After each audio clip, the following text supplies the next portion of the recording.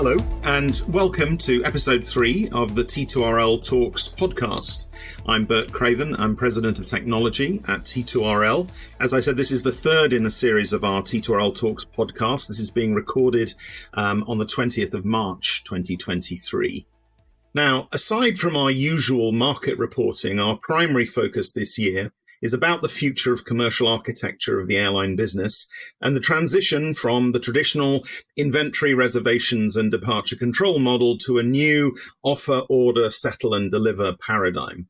We're going to be trying to shed some light on what the business drivers and benefits of this may be, what the short and longer term economics might look like, what the technology options are, and what the various pathways and horizons of transition might be for different carriers. All of this is going to be presented in a set of reports accompanied by launch podcasts like this as part of our transformation series. That series, we hope, will serve as a nice set of stepping stones, leading you all to our T2RL Engage conference this year from 18th to the 20th of September in London, which will allow us to continue our exploration of the path to offer and order transformation in a face-to-face setting, attended by industry veterans, leading luminaries, and a smorgasbord of superlative suppliers. Now, the first report is entitled, What Will an Order Management World Look Like? And that is going to be available now. Ian Tunnicliffe is one of T2RL's founders and now our editor-in-chief.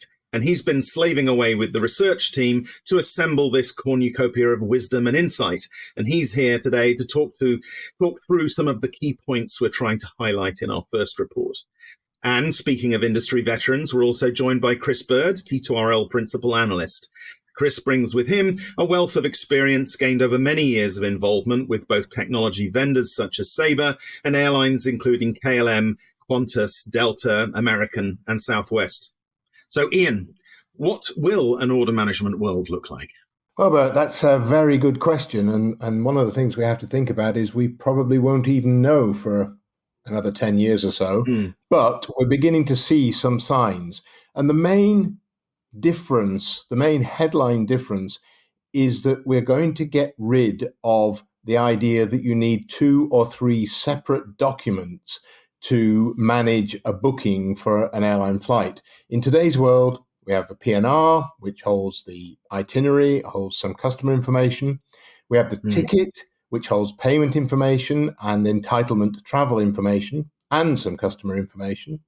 And we have, in many cases, an EMD, an electronic miscellaneous document, that holds information about payments for ancillary services and some customer information. Yes. And the idea of order, or one order as it started in life when IATA introduced it a few years ago, is that we're going to combine all those 3 documents into a single order that will look more familiar to people from other industries than our own, a single retail style order as it's been referred to.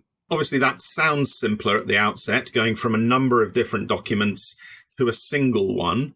Does that mean that the purposes that those original documents served are no longer relevant? I mean, what has changed to allow us to remove the function of those documents? That's a really interesting question. And of course, if you go back through the history of the thing, tickets have been around since the first airline flew in 1914. And tickets in the current form have really been around since 1947, since the first IATA traffic conference.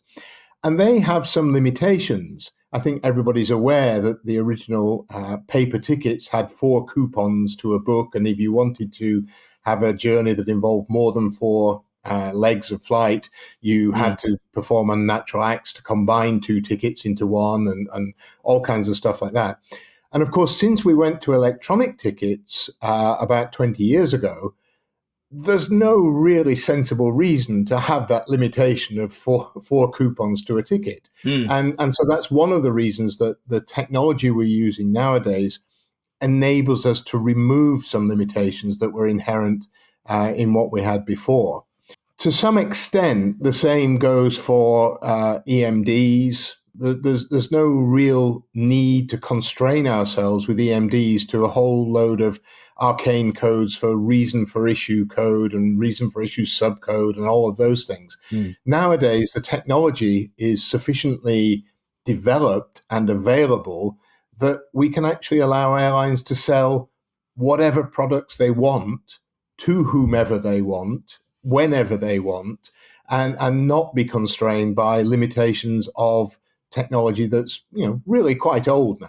So a lot of the things that you describe then sound like they were artifacts of a time when we had very disconnected processes. And so information had to be duplicated across lots of different documents that were processed at different times, presented in different places and locations, which wouldn't necessarily have guaranteed connectivity.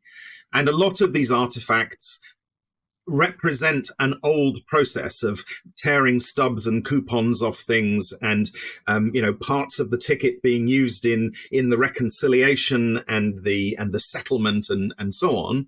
And now that we can do these things in a more streamlined way, it is just time to sweep all those bits of paper or the electronic versions of them into the bin. Would that be fair? Yeah, I think that's certainly the idea, and that's certainly the aspiration of the people in IATA and in some of the big airlines who are really pushing ahead for this now. It's important to realize, though, that we've had 50, 60, 70 years of dealing with those old processes and old documents, and a whole load of downstream processes have become dependent on them. So revenue accounting being a very obvious example, you can't run revenue accounting without ticket coupons to feed into it, whether those coupons are on paper or electronic. There's a whole load of processes in, for example, travel agencies, in mid to back office systems where they're dealing with customer relationships and invoicing customers and expense tracking and a whole bunch of other stuff that are all set up to depend on the existing artifacts that we have. So the idea that we can just sweep them all away in a very sort of clean process is a little bit over optimistic. It will be quite a long and complex process to take away these old artifacts and replace them with a more modern, streamlined version. Yeah, I'd like to get Chris's view, because Chris, I know you've spent a whole career doing data integration, particularly for airlines. So you must have had to follow the tentacles of these sort of ticket octopuses within the airline and between airlines. What's your view in the chances that we've got of sweeping the desk clear here? Well, again, agreeing wholeheartedly with Ian here that it's not by any means a trivial process to do this. The tentacles that you mentioned are very long, very far-reaching, and in many cases quite unexpected. And so we find ourselves thinking we're about to make a change that isn't particularly dangerous, and discovering that there are half a dozen systems lurking out there that we know nothing about, that all of a sudden are going to fail and break. So we've got to make sure that as we go down these paths, that our methods of testing, our methods of developing our integrations are very, very robust indeed. And historically, when you're testing in isolation, it's quite easy, well, relatively. But when you're testing a very large, complicated ecosystem, getting all the test cases right, getting it properly and fully tested, reducing risk during the testing process is huge. Yeah. And I think that's one area where we've got a lot of focus that we're going to have to be thinking about. From my recollection of these kind of very interconnected processes, it's not just the interconnectedness, it's that they're very long running in a time sense. Things like settlement, i.e. the ticket may be issued 300 days before it's accounted for. And so actually knowing whether you've got a process right, there can be quite a long time before you encounter the error you created. Absolutely, yes. And then, of course, as you go over accounting boundaries, which is something we forget to test for sometimes, you discover your 300 days going over a calendar year or going over an end of quarter or whatever. So there's a lot of really serious functional testing that has to go on along with the technical testing just to make sure that all the connected bits actually stay connected and work. So there's quite a big effort just in doing that. A very significant effort. So let's sort of bring ourselves back a bit then and think about this very simplified world that Ian's described, with a single document containing all of the information we need. What things other than simplicity is that going to bring in terms of either benefits or challenges, do we think primarily? Well, one of the original benefits that was touted when one order was first announced is in the name. It's going to be one order. In today's world, customers can be presented with a bewildering set of references for a journey they want to make. They'll have P&R record locators, they'll have ticket numbers, possibly EMD numbers. But then if their itinerary involves more than one airline, they may have more than one record locator. And one of the big selling points of one order when it was first announced was that the customer would only have to have access to one reference, and that one reference would enable them to go through their entire journey through booking, through traveling, checking in, getting away from the airport, all those things, just needing to know one reference. And of course, that's potentially a big benefit. It's led some people to misunderstand slightly and think that there would literally be only one order. However complex your journey and however many different entities were involved in delivering your travel, they would all somehow share one order. And of course, that's not what will happen at all. Each entity involved in the journey will have its own order and its own order system, but they will all be cross-referenced and they will all be accessible using the order reference from the original booking airline. So what we're talking about, in fact, is a whole series of orders that are linked and synchronized in a way that to the customer feels like one order. Exactly that. But then if we're going to make it feel like one order, then it sort of has to behave that way too, so that when my incoming flight is late and I go over midnight, my car rental company doesn't cancel my car rental. So even though it isn't one order in the sense of a beautiful unified itinerary manager, it is still got to be able to respond to events that happen during the duration of the passenger experience, to be able to take actions on behalf of the passenger, often when the passenger doesn't have any control of the situation. It's very hard for me to call the car rental company when I'm sitting on the plane. I'm saying, by the way, I'm going to be past midnight. Please hold on to my car for me. I'm coming. Yes. So that's moving into the fulfillment side.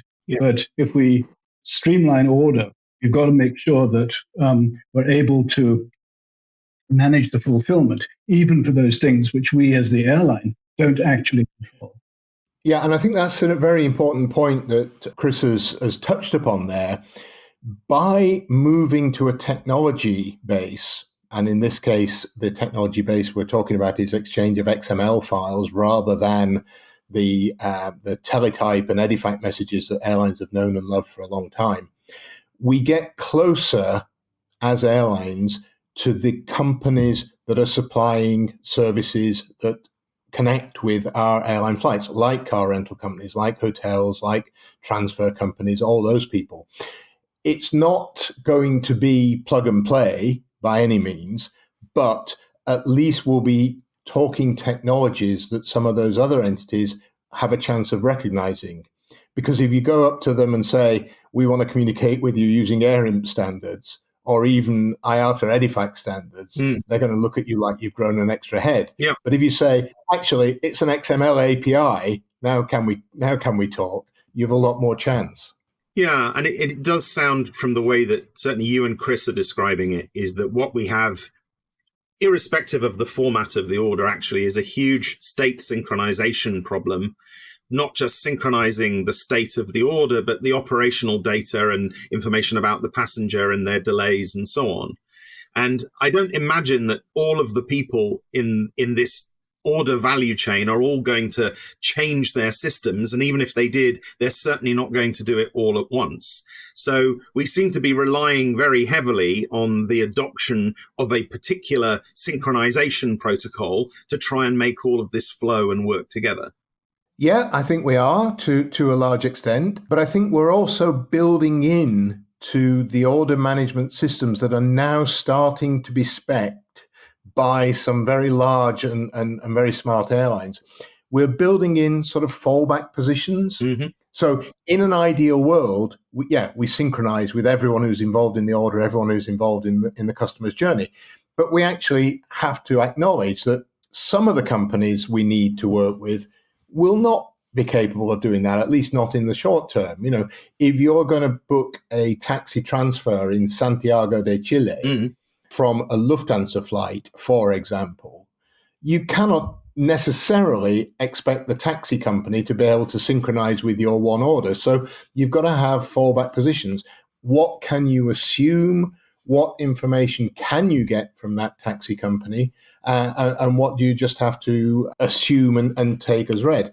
And this is important not just for the customer's journey, although that's probably the most important thing of all, but also for things like revenue recognition.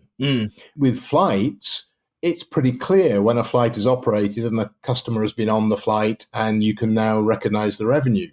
If it's a rail company on the other side of the world who maybe doesn't have any kind of electronic registration, what do you do? And of course, you have various fallback positions. And at the very sort of most basic level, you say, okay, I delivered my customer to the place where they should have got on the train. The train operated, and the customer hasn't come back to me to say that he didn't get on the train. Right. Therefore, I assume he did get on the train, and I'll recognize the revenue. So that's kind of one extreme to the other. When you're dealing with another airline, or when you're dealing with your own airline operations, you can be very controlled and have everything lined up neatly. When you're dealing with some of the ancillary service providers, maybe who are not as well equipped technologically, you have these kind of fallback positions. Does that lead us to a kind of set of multi-layered contracts with these external suppliers? So perhaps you have the preferred taxi service in Santiago de Chile, as you were talking about. So as the offerer of capabilities, we would perhaps recommend that you work with partner X, partner Y, or partner Z in a particular region, because we actually have better guarantees around service delivery and so on. I could certainly see that. I mean, when airlines have been looking for ancillary partners in the past, the ability to integrate and provide a sort of a seamless customer service have certainly been fairly high on the list of selection criteria. That is true. I think probably it's worth also taking a step back in the chain and think about how you create an order in the first place, because that's got some implications for your airline and non-airline partners. A big part of what's happening now is that we're moving away from offerings being put together based on static data by third parties, and I'm talking about UGDSs, to offerings being put together using real-time information that's exchanged between the parties in the ecosystem. So orders are created from offers. So when, as a customer, you go to an airline and say, I need to take this journey, and it'll involve some of your flights, and it might involve some connecting services on ground transportation or whatever. In the past and today, that's quite a complex thing to do. In the future, when we get an integrated offer and order world, that will be very simple for the customer. There's an awful lot of activity going on furiously in the background between the airline and its partners to put together an offer in real time. And that offer might well be personalized, and it might well have product bundles, and it might be dynamically priced. And there's a whole bunch of other stuff going on in the world of offer these days. But the bottom line is, once the customer has accepted the offer, then that offer is read directly across into an order, exactly as it was transmitted in the offer. So there's no opportunity for things like issuing a ticket in the wrong booking class, just to pick an example. Right. None of that can happen because the order is created directly from the offer, and it's exactly what the customer asked for and the airline then offered. And where we've got third parties like our famous taxi company or maybe our rail company who may not be equipped to do this real-time offer exchange, then we'll have contracts that allow the airline, almost going back to the days of free sale. So your taxi company in Santiago de Chile might say, yes, I can do you 30 taxis per day. And you can go ahead and sell those and just send me an email to say you've sold it, and that's fine. Right. Again, that's an extreme. We hope that in most cases we'll be in a much more controlled environment, but we do have the ability to extend the net of products that airlines can sell much more widely than we do in today's world. But presumably in that example, I would need to send the taxi company the passenger details and a booking reference for their records and so on and so on. Yes, you do exactly that. But to those of us who've been in the industry a long, long time, that is exactly like free sale. Right. That's we could do that in the 1960s. But you made an interesting point in the middle of all of that, I think. We're definitely talking about the airline as the kind of center of travel. And one of the questions that you and I have discussed together in the past is the airline actually in the center? And if I'm looking at vacation, it's the destination that's kind of exciting as opposed to perhaps the airline itself. And so is there an evolutionary path somewhere? And we're not talking next week, next year, next month. We're probably talking several years down the road. But as we start to look at more concentrated or actually possibly even more diverse itineraries where we're not sure who's in charge of the itinerary at that point, how does that hang together?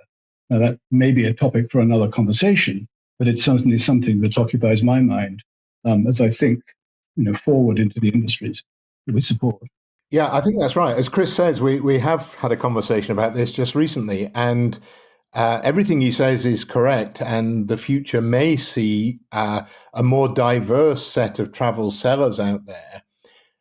All I would really say is that the current initiative to move to offers and orders is an initiative by IATA and its member airlines, and they are naturally going to put the airlines at the center of the process. They are not going to be the proverbial turkeys voting for Christmas, but it begs the question of whether some other entity in the future might want to take the thinking and the concepts behind one order and extend it to a different set of what we now have to call retailers. They used to be called offer responsible airlines, but the terminology has changed in the last 12 months or so, and they're now called retailers.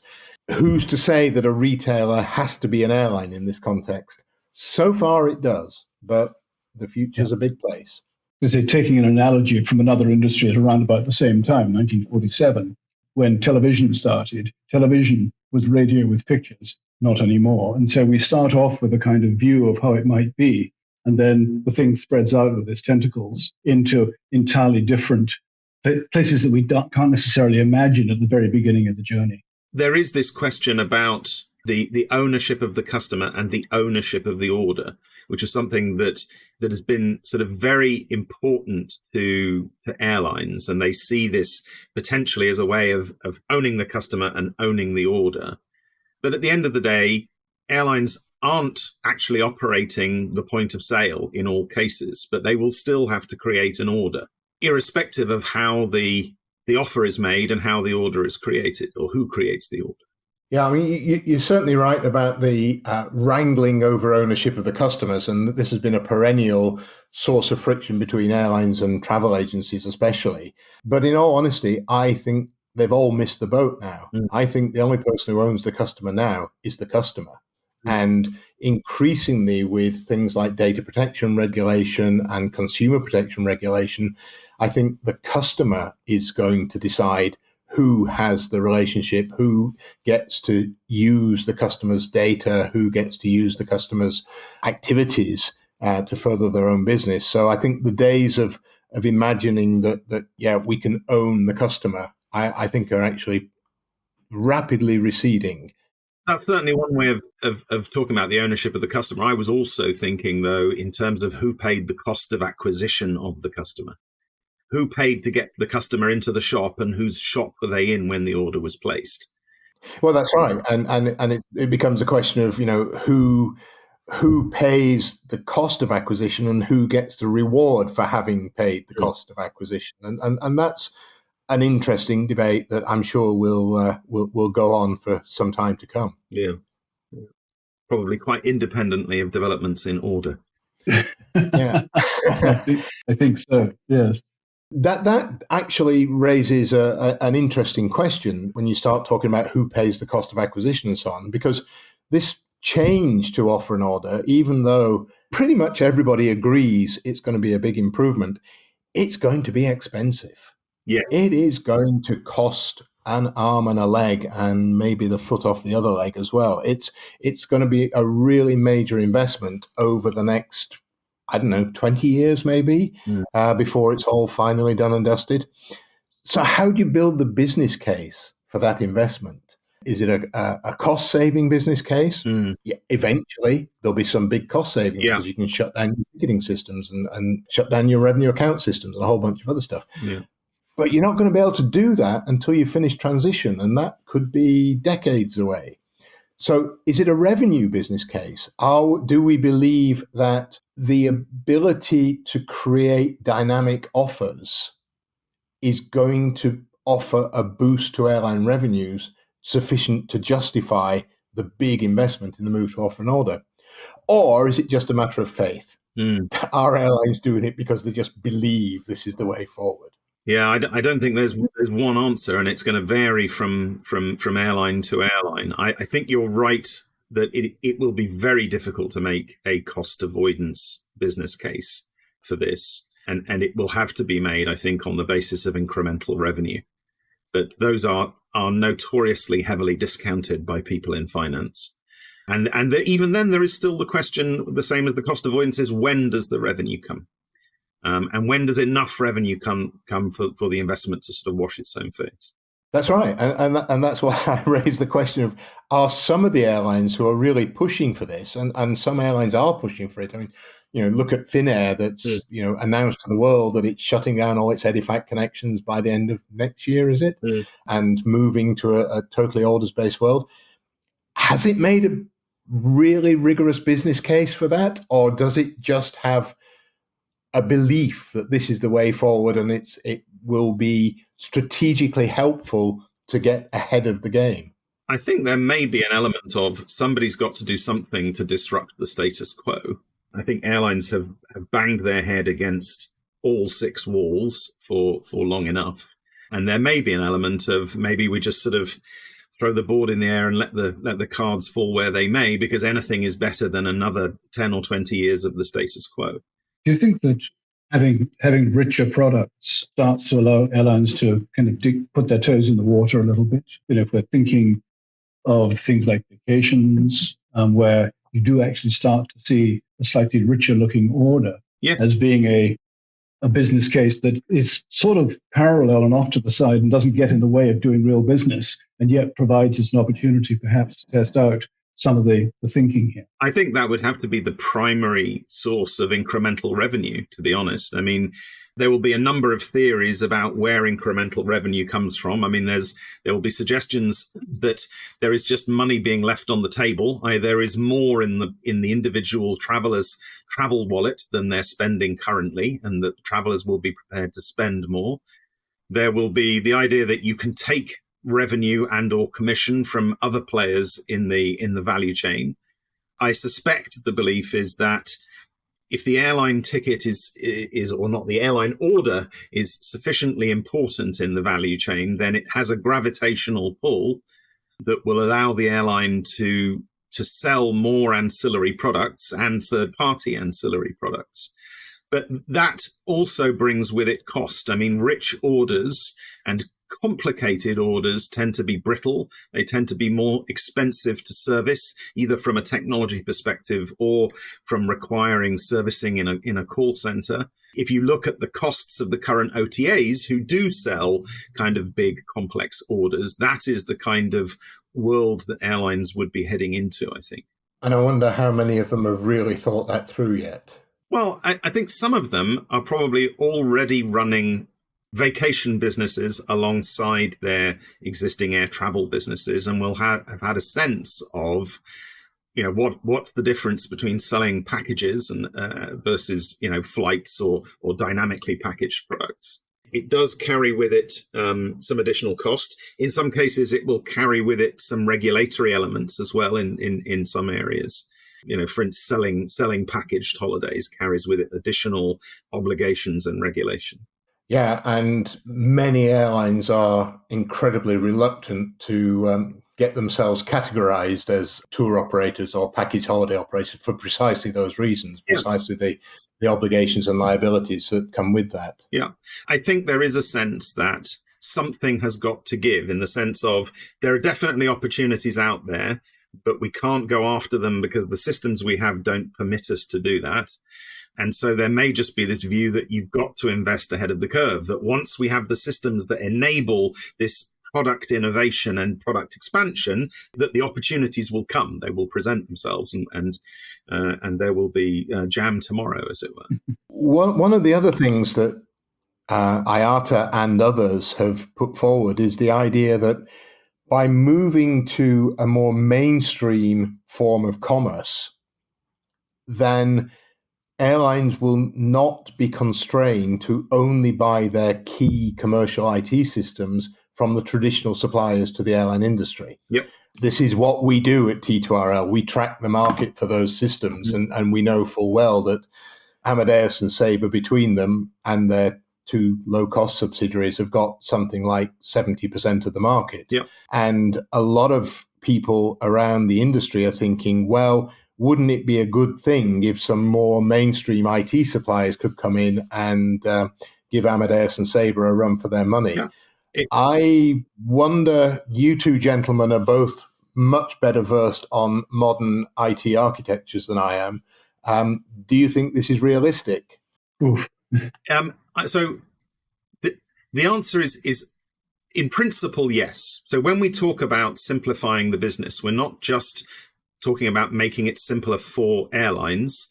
We're talking about making it simpler for potential new technology supplier entrants. The barriers to entry into the airline business currently are quite high. The level of investment required to go from no passenger processing system to a passenger processing system are extremely high.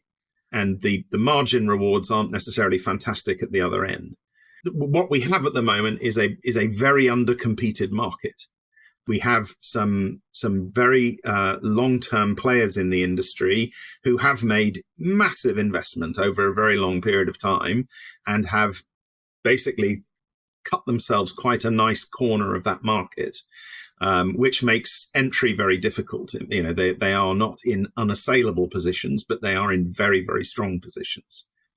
So I think from IATA's perspective and from airlines' perspective, encouraging new players to enter that market is massively important. And I think for the general competitiveness and liquidity in the market in general, it's actually important for everyone that new players see the airline market as vibrant and full of opportunity enough to actually make investments.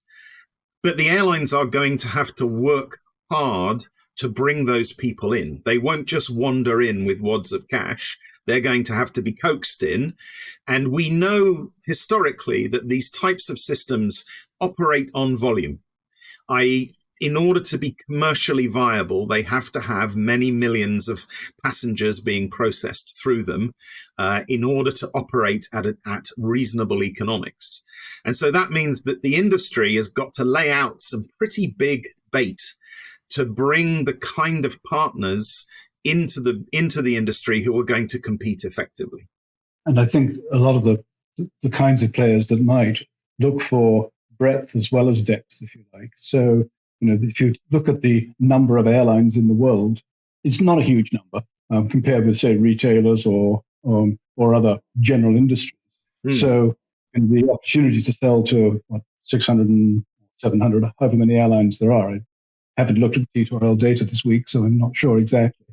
It's no longer casting the bread on the water and being able to take 1% of the market. You've actually got to take quite a big chunk of the market in order to get enough breadth, as well as the passenger volume. Obviously, the transaction volume is huge, but getting the breadth, I think, is key too. And I think that's the other thing about trying to make ourselves look more like other verticals. You know, if vendors coming into the market look at the airline market and go, there is no technology anywhere that I can leverage to bootstrap myself into this vertical, that means that the barrier to entry, the mountain they've got to climb, is very high. Whereas if they can say, well, look, I know that I need to be able to sell holidays and airline tickets and so on, but at least if I start with this system over here that can sell 1 million pairs of trainers or 1 million Xboxes an hour or whatever it is, then that's a good starting place. I think historically attempts to take those kinds of systems and then shoehorn tickets, EMDs, P&Rs, BSMs, God knows what else into that box, have very often ended in terrible failure. That the airline industry has basically got to meet the technology industry halfway here. It's got to fight a little bit of the battle for them. Yeah, it's not like we have a huge number of SKUs to sell in our industry. But it's funny how the few SKUs that we do sell drive amazing complexity. Yes, they do indeed drive a lot of complexity, and they skew the market. Yeah. So the way I see it, that there are two distinct sets of potential new entrants to the market.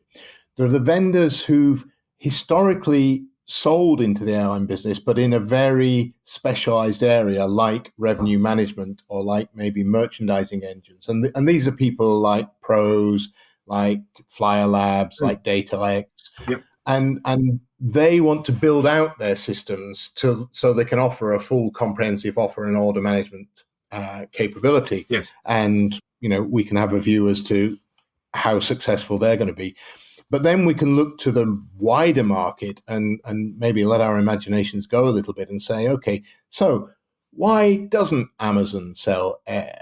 Why doesn't Salesforce sell air? Yes. Or why don't they provide the technology that does it? I mean, as opposed to sell it. But yes, absolutely. Indeed. And I think that first class of vendors have some advantages. And those are, first of all, domain knowledge. They understand just how complex things are already. And to a degree, backward compatibility. They will have experience integrating their systems with the Edifact-based standard systems and so on. I think that domain knowledge and that technology experience gives them an advantage, but they are also therefore quite heavily invested in that world as well. The new players, people would be willing to make an investment of the size that is probably required, in the order of hundreds of millions of dollars, certainly, to produce a competing offer and order management system. And I think we can all think about who those technology vendors might be. Needs to be given an excuse to get out of bed, because there's no question that they're capable. They're technically competent enough. They're rich enough. As I said earlier, this trap needs to be baited with future revenues, which tell us immediately that this is going to cost somebody some money, this journey. One of the other aspects for a new player coming into the industry is the whole question of transition. Yes. And we shouldn't talk too much about transition now, because we're going to be doing a whole report and a whole podcast just about transition soon. Yeah. But it's worth mentioning that if we believe, as I certainly do, that the transition of the whole industry is going to take well in excess of a decade, you're going to have a period where some players in the industry are using the new stuff, and some are using the old stuff, and somehow they've got to be made to talk to each other. Yep. And if you're coming in from outside and all you have is the new stuff, that gives you a real problem. Yes. And that provides an unfair advantage for the incumbent players. So one of the things the industry is going to have to think about, if it really wants to encourage new players to come in, is how to manage transition. And as I say, that's the subject for our next report in this series. Yeah. I mean, transition is going to be more than 50% of the battle, and it's probably going to be a good 50% of the cost.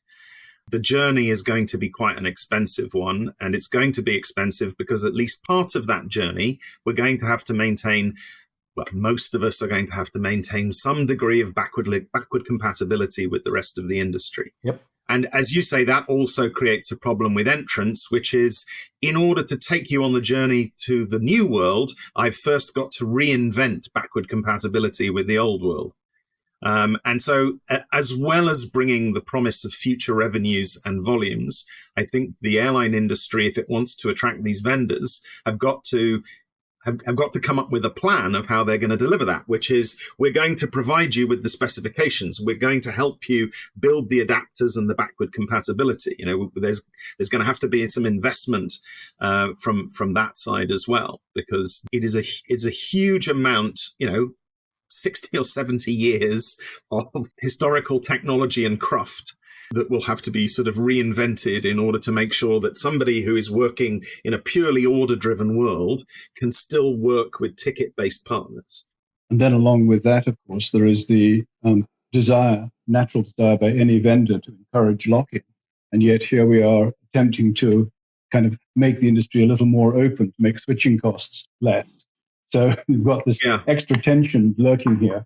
I can offer you the same API, perhaps, but my capability and my functionality behind the scenes has to be so much better, rather than trying to lock in by API or by data content.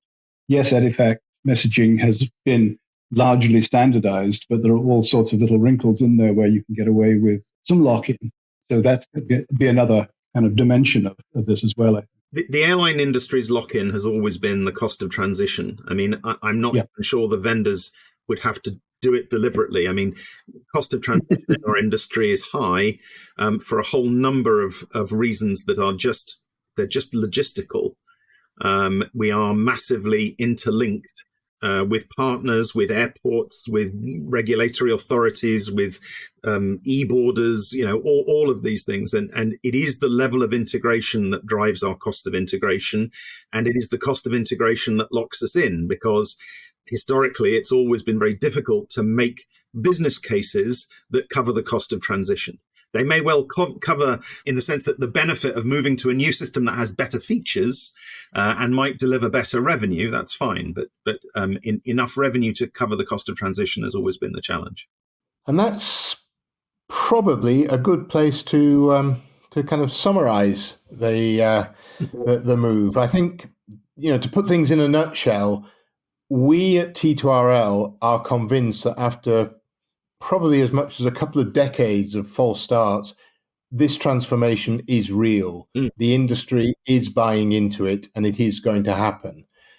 We're not taking any bets on how long it's going to take or who the winners are going to be on the technology provision front, but it's something that's definitely happening, and something that we will continue to explore through the rest of this year and at the conference, at the Engage conference in September, to which I hope everyone listening to us now will be able to come. Yeah, and I would add to that. I think there's a couple of things that make this particular transitional start feel different.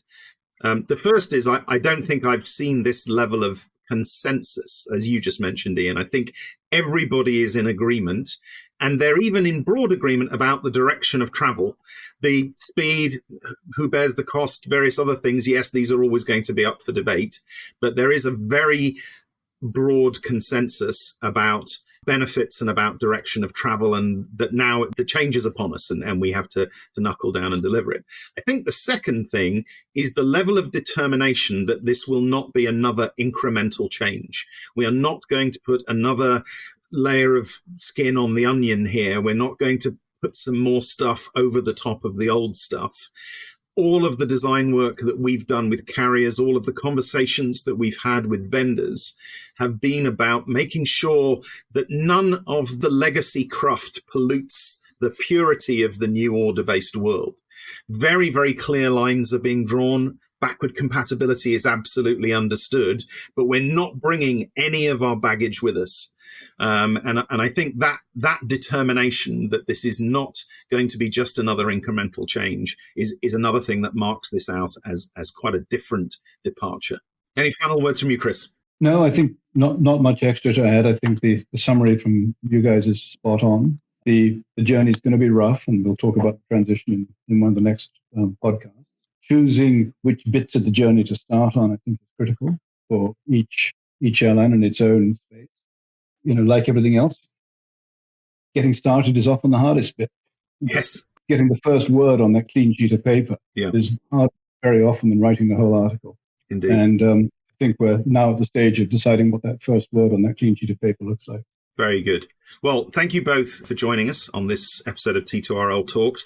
As we've mentioned, please keep an eye out for our new report coming out now. What will an order-based world look like? Please bear in mind that registration is now open for our conference in September, T2RL Engage 2023. Please come to t2rl.com and look for the events page there if you'd like to register for that. And we hope to see you on our next episode and ultimately at the conference in September. Thank you all very much. Thanks, Bert and Ian. Thank you.